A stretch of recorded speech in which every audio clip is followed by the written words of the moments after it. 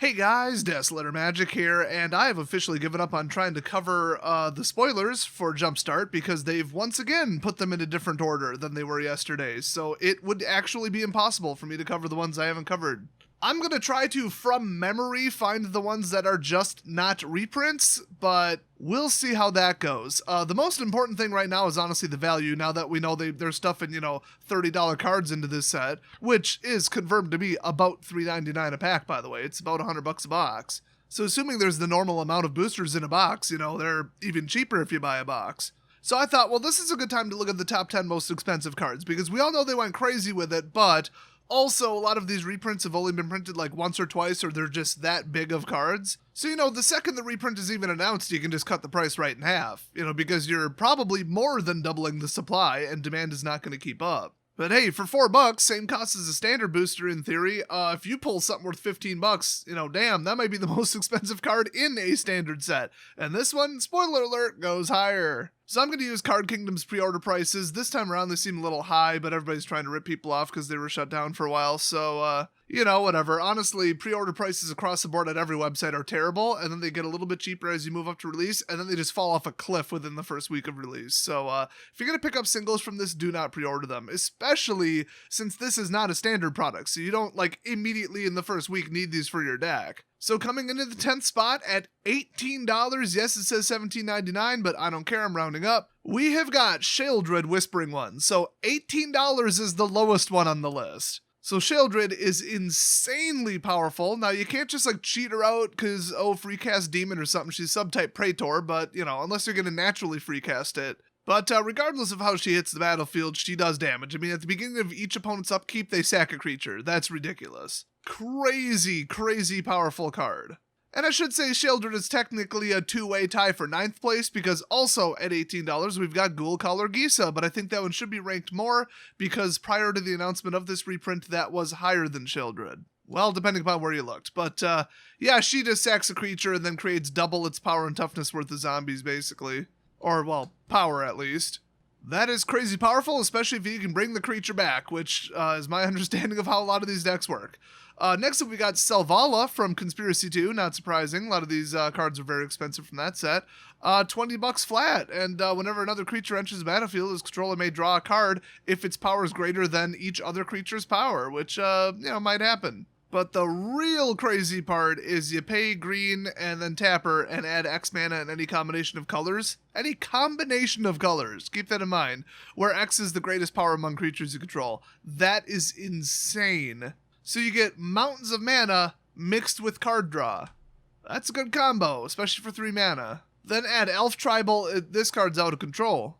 So next up card we haven't seen in spoilers yet if memory serves, for $22 we've got the reprint of Linala, Keeper of Silence. So flying, activated abilities of creatures your opponents control can't be activated.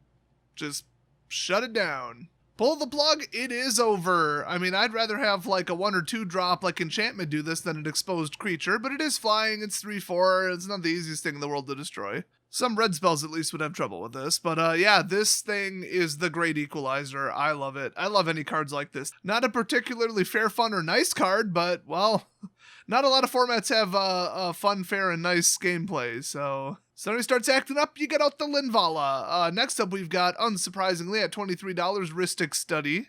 This needed a reprint, so whenever an opponent casts a spell, you may draw a card unless that player pays 1. Doesn't matter if that spell is countered or not, by the way. And this goes on the stack above it, and then they decide to pay, and then after that, in response, or after letting it resolve and holding priority, either way, you can then counter the spell.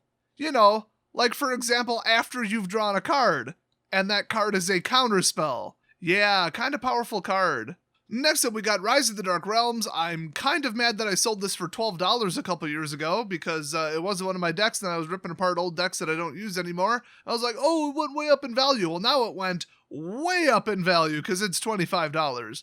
So it costs $9. I'm going to take a wild guess with the degeneracy of Magic lately. Nobody's actually paying $9 to cast this spell.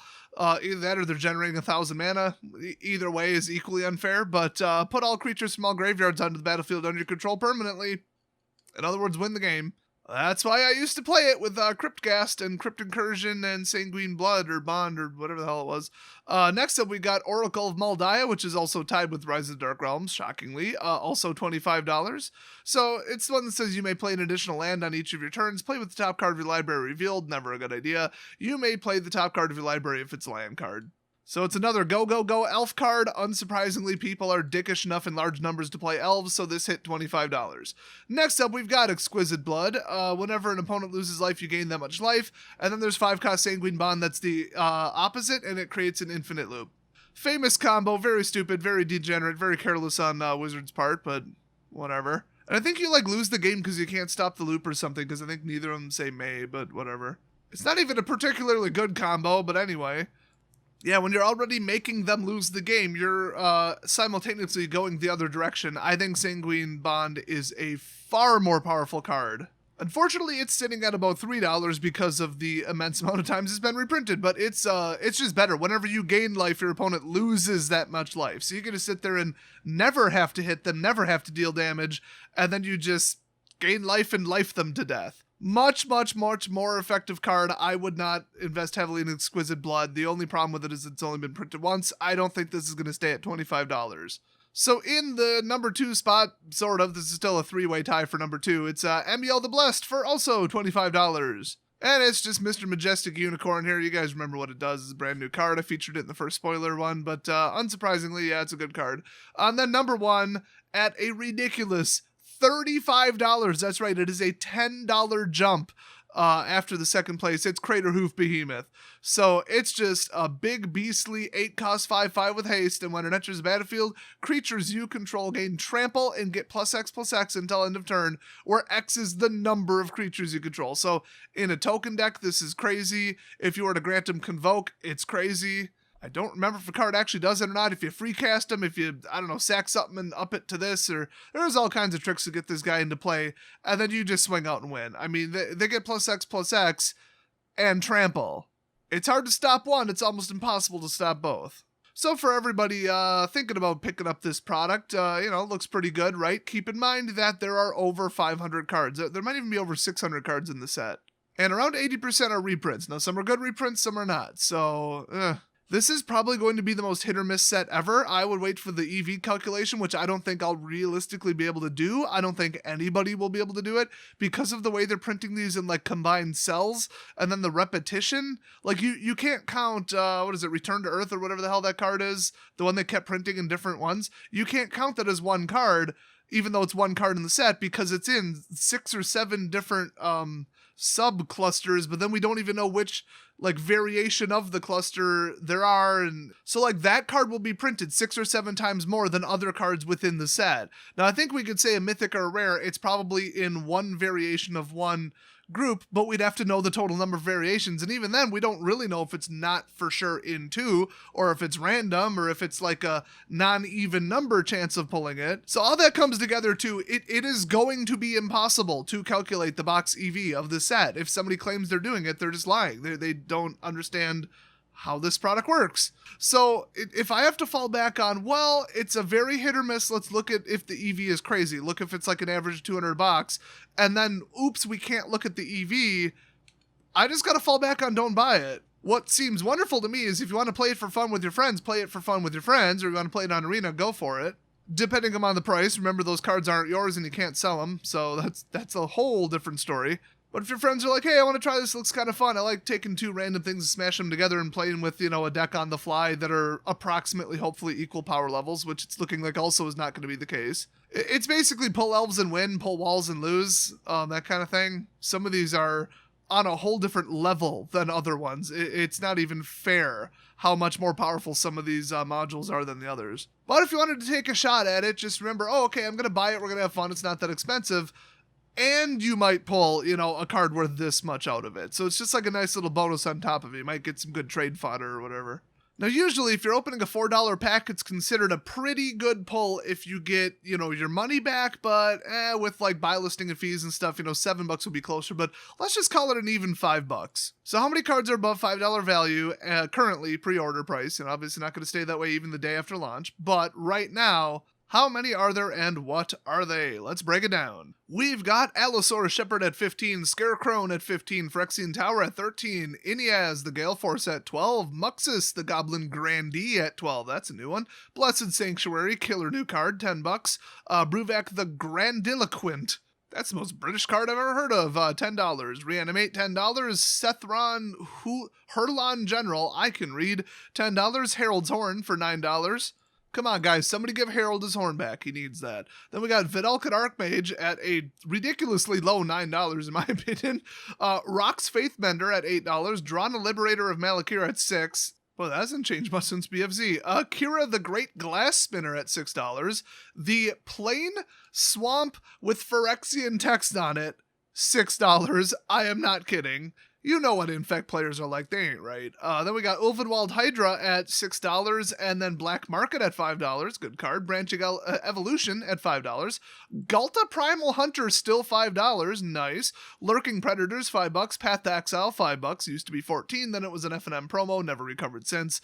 And then we got Primeval Bounty at $5, Riptide Laboratory at $5, Towering Titan at $5, it should be, and that's it. Next one on the list is a $4 Blood Artist. So with that plus the top 10, it is a whopping 35 cards, and all the rest would be break even or lose on the pack. So all but 3 of these are a rare or mythic, but rarity means next to nothing because of the way they're doing like little mini modules and variation on modules in the different packs. But that said, I think they still said it's 1 rare per pack, I think. Or it's like 1 plus. So if you pulled an uncommon Blood Artist for $4, you've still got a rare. So it's, 32 of them are rare or mythic, and then theoretically mythics should show up less often, but I don't think that'll actually hold true in this particular set. Because, in standard, they're at half printing prevalence compared to an individual example of a rare on the sheet. But still, total mythics and rares in the set, 104. So 32 out of that is already terrible. So you've got like a 2/3 shot, assuming there's approximately 1 in every booster. You got a 2/3 shot of making a lot of money versus whiffing on it. So pretty bad odds as far as I want to, quote, win, but you can afford to lose a lot if you pull a $35 Craterhoof Behemoth eventually. So is the average price of the cards above the 2/3 mark worth the ones below it? I'm leaning towards yes. I could certainly do it on a spreadsheet, but just there's so many like $20 to $25 cards on there, I don't need to. I know that it would be worth it. It looks like it on the surface. But we don't know how the rarity breakdown will go. We don't know if any of these will be printed in like 2 slots versus 1, or like 2 pack variations versus 1. I think for sure 1 appeared to share a rare, so then that one should theoretically be valued wrong on pre-order unless they did take that into consideration, and it's really going to be a mess. It's a little too messy and unpredictable to like throw my money at it, so I won't be buying, a couple grand of it. If you're looking to either buy them and like flip them on eBay or TCG Player for a profit, which is very few of you, I wouldn't recommend it. I'd save your money for Double Masters. And the same goes for the much more common case where it's like, oh, a box of something came out, I'm getting 1, I'm getting 2, I'm getting 3, I always do, which is a lot of you. I want to get, 50% of my money back with cards I'm not interested in, either trading them away for cards I do need locally or buy listing or in-store credit boost or, whatever. So if you're like, hey, if I get X% of my money back, I'm good, then I didn't really, spend the money and I got, the thrill of opening some packs and some more cool stuff for my binder and the stuff I didn't want to send away and got my money back. Or a portion thereof. This is still risky, but, I'd say it's not often that we get a reprint set with a bunch of $20+ cards in it for $3.99 because we know Masters will be more, but with Masters right around the corner and it already looking absolutely insane, I would 100% save my money for Double Masters. So the official verdict is this might be profitable, it looks profitable, but it's extremely unpredictable and volatile, and I would not recommend buying it unless you intend to play with it, and that's the value you'll get out of it. Or you don't care what the return is, might be high, might be low, might be right on the dot, it might make money, you might lose your ass, but you don't really care what happens, you just want to buy it, play with it, and have fun, then I 100% approve this. So that's the final verdict. I guess I'll do a follow-up after it does release, see what happens to the prices and the value, and I will see you guys next video.